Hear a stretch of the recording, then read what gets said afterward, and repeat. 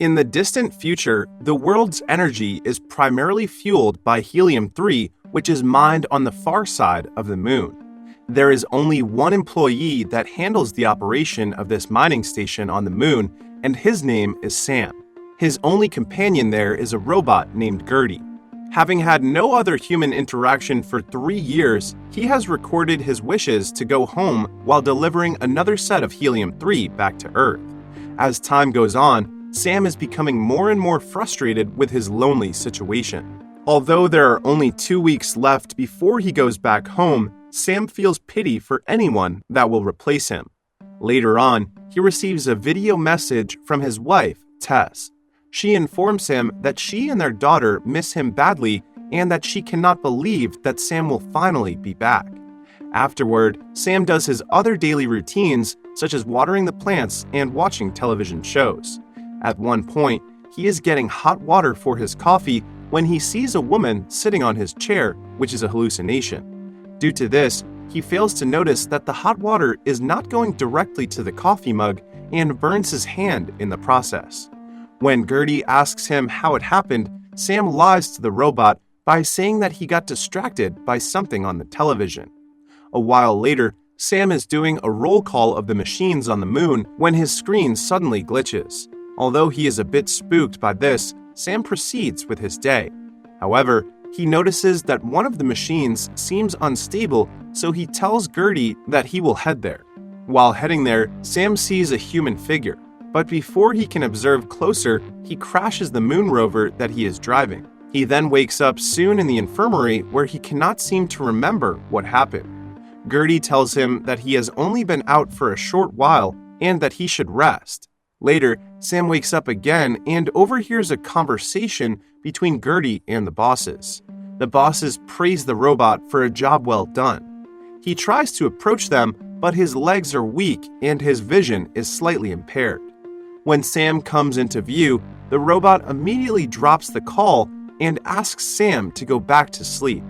The robot also tells him that it is making a report regarding the recent incident. Despite being doubtful, Sam returns to bed.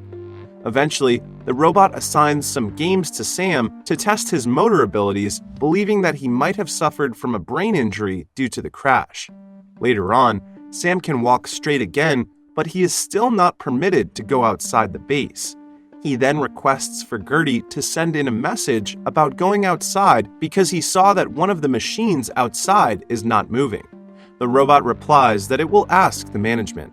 Sometime later, Sam receives a video message wherein his request to go outside is rejected by the bosses and a rescue team will be sent instead to fix the problem he saw. Not appreciating that he is being treated like a child, Sam decides to secretly tear a hole in one of the gas tubes to create a leak. After doing this, Sam asks Gertie if he can check the base from the outside to see the cause of the leak. At first, the robot does not permit, but it eventually allows him on the condition that he will only check the exterior. Hearing this, Sam immediately moves outside and heads to the crashed moon rover. Inside the vehicle, he sees another Sam, the one who crashed earlier. But instead of recognizing his doppelganger, the second Sam immediately brings him back and asks Gertie who he is. The robot advises him to take the mysterious man to the infirmary. There, the first Sam sees the second Sam. Due to his hallucinations earlier, he asks Gertie if the second Sam is real, but the robot just replies that he needs to get some sleep. A while later, the second Sam watches his wife's video message, which tells him that they will meet again soon. Afterward, the first Sam just got out of his bed and sees the second one in the recreation room, prompting him to search for Gertie. Upon finding the robot, he quickly asks it why the second Sam looks just like him, to which the robot replies that the Central Command does not know that he is still alive. Not receiving the answers that he wants to hear, first Sam goes back to his room to get some proper clothes.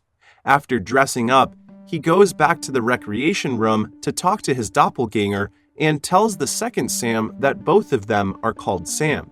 The second one thinks it is weird to talk to him, thinking of him as his clone. The first Sam tells the second one that he is not a clone before leaving the room, then heads to the plant room to water the plants. There, the second one notices that the first Sam is talking to himself and the plants, so he asks him how long he has been detained there. The first one answers that he has been here for 3 long years and uses this opportunity to thank his doppelganger for saving him in the crashed rover. He also admits that he has been very lonely and just wants to shake his doppelganger's hand, but the second one refuses, thinking that it is still weird. As such, he leaves the plant room, but first Sam invites him to play ping pong with him so they can at least bond. Even though the second one does not want to, he eventually accepts the invitation. In their game, the second one loses by a landslide, frustrating him. Because of this, he practices playing ping pong while first Sam is fidgeting with his diorama collection. When the second one asks him how long it took him to make the diorama, the first Sam replies that he cannot remember making it all aside from the other buildings. They then arrive at the conversation about Tess, and it seems that the second one does not know that they have a daughter named Eve.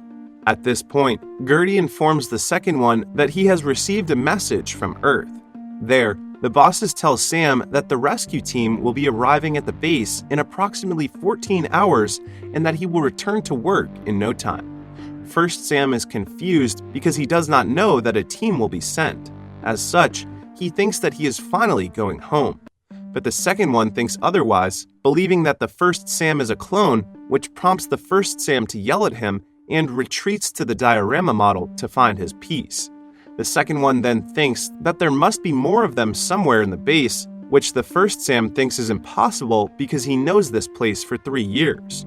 At this point, the second one lashes out at his doppelganger for being naive, saying that the lunar company is clearly hiding something from them. He then shares to him his theory that it is much cheaper to make clones than train another person for the job. As such, the second Sam searches for this secret room where the clones might have come from, and the first one just continues his diorama making because he does not believe him. After searching every nook and cranny of the base, the second Sam finds nothing. He then comes back to the first one and asks him to move away from the diorama to see what is underneath. Of course, the first Sam does not comply, thinking this is ridiculous. He stands up holding a carving knife, refuses when the second Sam wants him to drop the sharp object. It forces the second one to try to take it away from him. A brief fight ensues between the two where the second Sam discovers that there is nothing underneath the diorama. When the first one retaliates, the second Sam chokes his doppelganger into submission, but stops when noticing that he is bleeding too much. And so, the first Sam quickly goes away to wash the blood off his face. A while later, he talks to Gertie about the fight earlier and how the second one seems to be an angry man. Finally, because he is starting to doubt himself as well, first Sam asks the robot if he is really a clone. Even though it is not supposed to reveal this information, Gertie confirms it. According to the robot, it is standard procedure for Sam clones to wake up from a crash, suffer minor brain damage, and have memory loss. Gertie tells him that there is, in fact, no crash and that the tests conducted are for the clone's mental stability. The robot also admits that Tess and Eve are just edited memory implants from the original Sam. This revelation devastates first Sam, who cries and leaves the robot in silence. He goes back to his room and depressingly stares at Tess's picture. Later on, the first Sam goes back out to eat. The second one takes this opportunity to apologize for what he had done and his temper. The second one also approaches him and tries to tell him something, but whenever the second Sam tries to speak, the first one would play the music loudly. Eventually, the second one gets fed up with this and throws the music player away. He then tells him that he is not supposed to rescue him in the crashed rover because Gertie is not allowing him. Also, he has heard the robot having a conversation with the bosses, which should have been impossible because the communication is supposed to be fried by the solar storm. The Central Command must have been lying to them this whole time and blocking communications from the outside. As such, the two head out of the base to look for communication signals. While they are driving outside the base's perimeter, the first Sam admits that he has not reached this far yet. Eventually, the first Sam reaches a communication station. The second one, who is driving in the other direction, also sees the jammer which disables live communication back to Earth. At this point, the first one starts to become sick in his stomach but tells his doppelganger that he is all right. He then goes back to the rover, and it turns out that he is bleeding heavily. Immediately, First Sam heads back to the base and vomits blood. He discovers that his teeth are falling as well, indicating that he is rapidly deteriorating. To get the answers he needs, he goes to the contract log to know more of the truth, but he cannot access it without the password. All of a sudden, Gertie comes into view and helps him access the log. There, he learns the terrible truth. After a 3-year contract with the company, each clone deteriorates. Reaching this point, they are then told to head back to Earth. However, the capsule that is supposed to take every Sam home actually cremates them instantly. To confirm this, the first Sam heads to the capsule to check. There, he sees the message that is told to every Sam clone, which is thanking them for their hard work. After that, it is the instant cremation process. He also sees a sealed-shut hidden trapdoor underneath the capsule. The first Sam gets a crowbar to open it. There, he discovers the secret room of clones that the second one has been theorizing about. Meanwhile, the second Sam has just returned to the base after discovering 3 more jammers around the area. Upon entering, he sees his doppelganger slumped to the ground, telling him that he has finally found the secret room. Inside, the two see the multiple rows of cabinets containing Sam clones, which seems to go on endlessly. Due to this revelation, the first Sam silently heads back outside the base and drives to the communications station. Inside the rover, he uses a communication device to establish contact with Eve, who is now already a 15-year-old girl. He asks for Tess, but Eve informs him that she passed away many years ago. When he tries to ask his daughter about how Tess died, Eve suddenly calls out to someone she calls Dad, prompting the first Sam to immediately drop the call. Being in so much pain from his sickness and from everything he learned, the first Sam breaks down in tears inside the rover. A while later, he returns to the base to find the second Sam attempting to recreate the ruined diorama, but instead cuts himself in the process, making the first one laugh. The first Sam then teaches him how to carve. Here, the second one notices how sick his doppelganger appears and asks him what is wrong. Instead of answering this question, the first one informs him that the rescue team that is heading to the base will surely eliminate them if they are both seen awake at the same time. Seeing how sick he is, the second one takes first Sam back to his room, assuring him that everything will be okay, and leaves his doppelganger to rest. While sleeping, the first one later has a dream about his precious time with his dead wife. Outside the room, the second Sam sees the device used by the first one and opens its call log. There, he sees his doppelganger's conversation with his daughter, Eve. The second Sam is devastated upon learning that Tess is dead and that Eve is already 15 years old. As such, the second one calls Gertie to wake up another clone that will replace him and the first one. Although Gertie does not want to disobey orders, it also wants to help Sam. Later, the first Sam wakes up to the sound of his alarm, finding that his health is never getting better at all. After a brief shower, he heads out of his room and finds a Sam clone in the infirmary who he mistakes for the second one. The second Sam appears and stops him to explain that the still unconscious Sam clone will be placed inside the crashed rover to fool the rescue team. He then informs first Sam that he is going home through the Helium-3 launcher while himself will stay there. They proceed to the launcher where the first one comments that he is uncomfortable with the arrangement and does not continue the launch.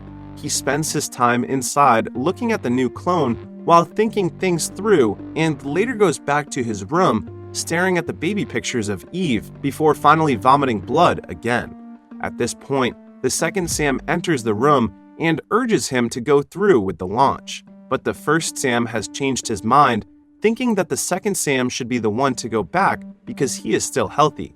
He adds that he always wants to travel, so the second one should fulfill his dreams for him. The second Sam accepts this. So, instead of eliminating the new Sam clone, the new plan is that the first Sam will be the one to die inside the rover and fool the rescue team. As such, the two head back together to the crashed vehicle. Before they get out of their rover, the the two reminisce about the first time they met their dead wife. While the second Sam is telling their meet-cute story with Tess, the first one eventually slips into unconsciousness. Saddened by this, the second one then carries his doppelganger's body toward the crashed rover and places him there. On his way back to the base, he cannot help but get teary-eyed for his friend. He then prepares for his trip back to Earth. With only an hour left before the rescue team's arrival, Gertie stops him to say that the plan will not work. The management will eventually check the robot's memory cache and see the two Sams. Wanting to help Sam in any way possible, the robot suggests that he can remove its memory and it will reboot after the second Sam leaves.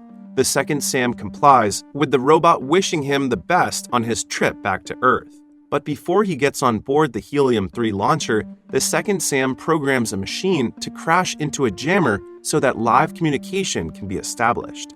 And so, the second Sam finally launches back to Earth along with some canisters of Helium-3. When the capsule containing the second Sam zooms away, it is revealed that the first Sam is still alive to see his friend head back home. Afterward, the rescue team finally arrives to check on Sam inside the rover. Upon seeing that he is dead, they quickly conclude that nothing is out of the ordinary. At this moment, the new Sam clone has also just woken up from his sleep with a rebooted Gertie, welcoming him back from his programmed fake crash. The plan has succeeded and the second Sam manages to get back on Earth. Eventually, although it is not seen, there are several news reports about the second Sam's testimony against the lunar company. Because of this testimony, the company's stocks have reportedly dropped due to this heavy revelation about their unethical management. The movie is brilliant in all aspects, especially the plot and the acting of the main character who manages to portray two different Sams. But above all else, the movie manages to showcase how wrong it is to create clone workers for profit, no matter how essential the work being done or resources being harvested. As such, the movie is also an ethical critique against the idea of overworking people to death and the perceived expendability of the workforce, both of which are represented by the seemingly endless replacement of Sam clones.